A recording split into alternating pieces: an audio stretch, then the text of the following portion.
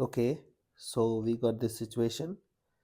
If OB is semi-minor axis of an ellipse, so OB is semi-minor axis, half of minor axis. Okay, F1, F2 be the foci of its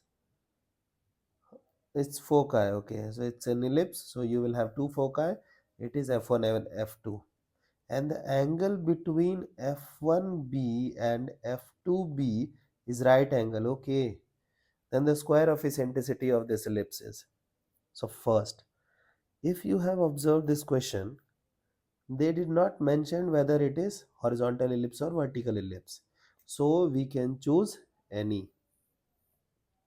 Suppose we have chosen horizontal ellipse. So I can go with this one. Okay. Now, so let's go with foci. So it is F1, it is F2. Okay. Now, this will become B. It is semi minor axis, and this thing they are saying it is 90°. So can I say that this ellipse is x square by a square plus y square by b square equals to 1? Okay, we have to find out the eccentricity. Now look at this. You know that these two lines are perpendicular to each other. So can I say that slope of f1b into slope of f2b will be equal to minus of 1? Correct? You know that f2, like f2 is what? Ae comma 0. F1 is what? Minus of Ae comma 0.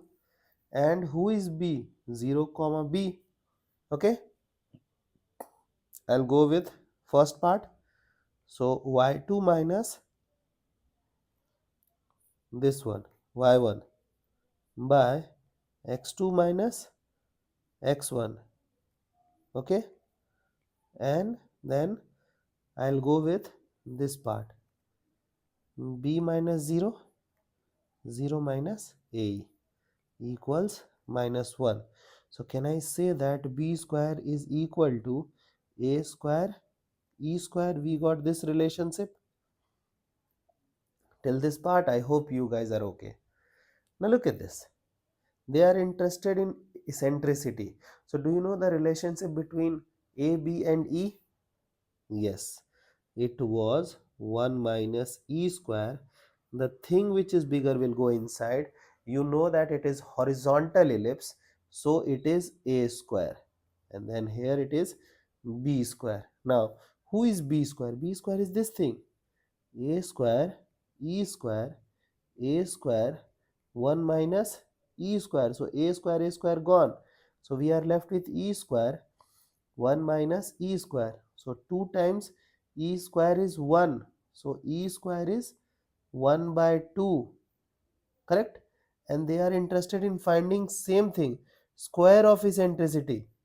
So the square of eccentricity is 1 by 2. I hope the idea is clear.